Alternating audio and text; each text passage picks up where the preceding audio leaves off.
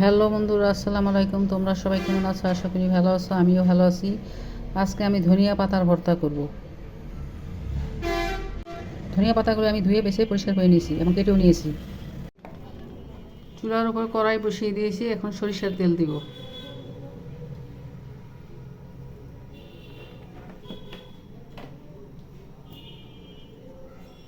ভর্তা করার জন্য আমি কাঁচামরিচ, রসুন আর পেঁয়াজ নিয়েছি ভর্তা করার জন্য।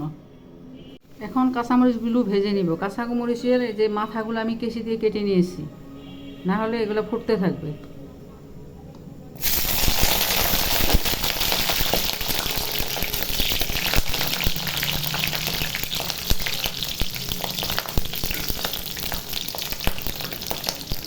কাঁচামরিচ ভাজা হয়ে গেছে, এখন উঠিয়ে নিব।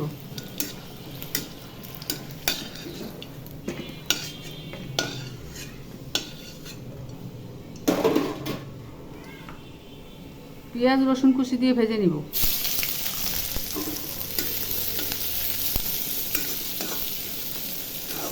ভেজে নিব।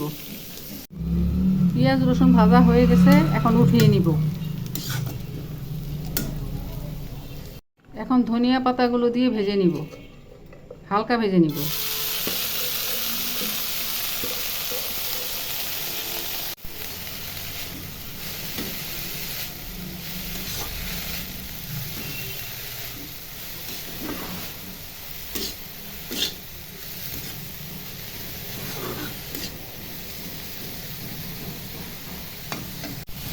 ধনিয়া পাতাটা হয়ে গেছে আদা সিদ্ধ, এখন চুলা বন্ধ করে ভর্তা বানাবো।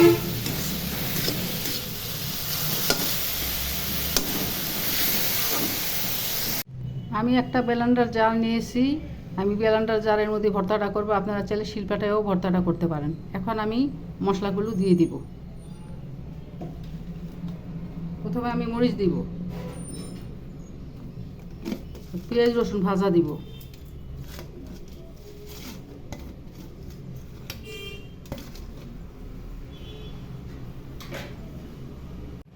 লবণ দিব,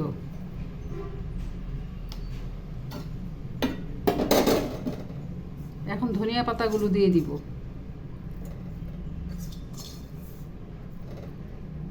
সব কিছু একসাথে দিয়ে এখন পিষে নিব।